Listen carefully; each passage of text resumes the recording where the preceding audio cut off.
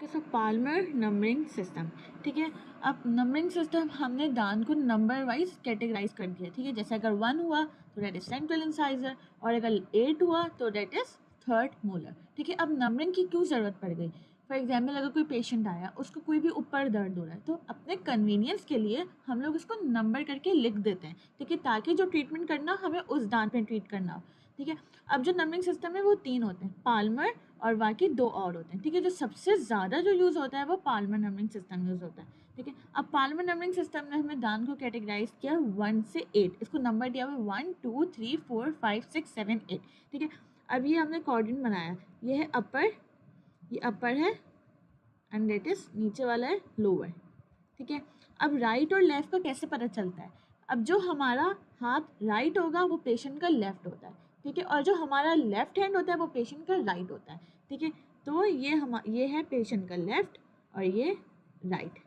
सही है, अब ये ऊपर जैसे लिखा हुआ है 1 क्या होता है? Central incisor, 2 lateral, 3 canine, 4 first premolar, 5 second premolar, 6 first molar, 7 second molar, 8 third molar. ठीक है, ये अपर और ये लोअर का।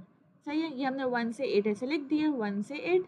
ठीक है, नीचे भी 1 से 8 और यहाँ पे भी 1 से 8। ठीक है, अब फॉर एग्जाम्पल ये लिखा हुआ है 4। ठीक है, इसका क्या मतलब हुआ? ठीक है, इसका क्या मतलब हुआ? ये ऊपर है तो ये हो गया अपर, और कौन सा है? लेफ्ट है। ठीक है, तो अपर लेफ्ट 4। 4 कौन सा होता है?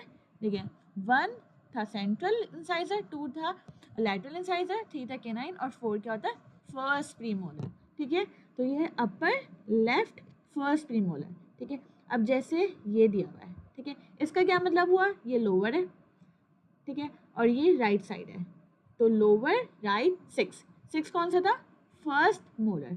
ठीक है, एक और एग्जाम्पल कर लेते हैं, जैसे अब ये दोनों है। ठीक है, अब ये दोनों है, ये एक अपर है, दोनों अपर है। सही है, और ये लेफ्ट साइड है और यहाँ की राइट साइड है, तो एक अपर लेफ्ट 1 जो कि सेंट्रल इंसाइजर, और ये है अपर राइट 1 जो कि सेंट्रल इंसाइजर है। ठीक है।